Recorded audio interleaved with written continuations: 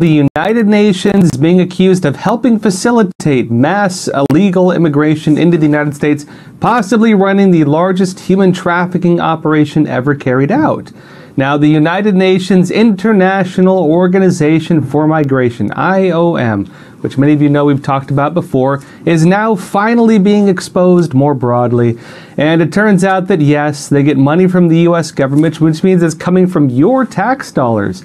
And your tax dollars are paying for them to play a key role in assisting people looking to use the amnesty system to gain entry to the United States. The United Nations, it turns out, is spending hundreds of millions of dollars in cash handouts, food, shelter, something called humanitarian transportation, really every human need that is required to make the long journey through Latin America, Central America, and Mexico.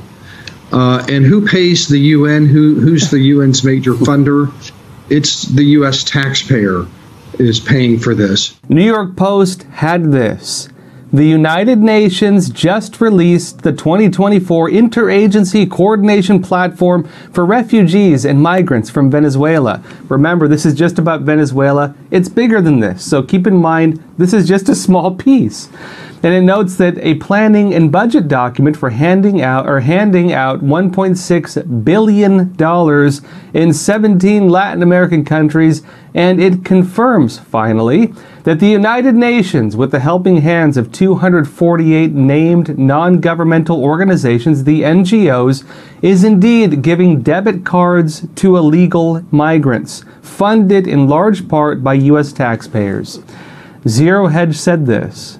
Meet Amy Pope, an open borders advocate, Obama apparatchik, and an accomplice of DHS Secretary Alejandro Mayorkas. As the UN's Deputy Secretary of the International Organization of Migration, IOM, the preeminent NGO in the field of migration, she plays an integral role in the illegal alien surge at our southern border. Further in, it states, her coronation occurred at the United Nations 87th Assembly, meeting with world leaders on human mobility, quote unquote, to harness the power of migration, quote unquote, where migration is a powerful driver to fulfill the UN's Agenda 2030 for Sustainable Development Goals. Remember, the United Nations has Agenda 2030, and that includes 17 Sustainable Development Goals, the socialist wish list of all the things they want to change in the world. And they're saying that they need illegal immigrants to do it. They need to bring, it seems, the entire southern hemisphere of the world and flood it into the northern hemisphere, almost entirely into the United States, maybe Canada, and of course into Western Europe.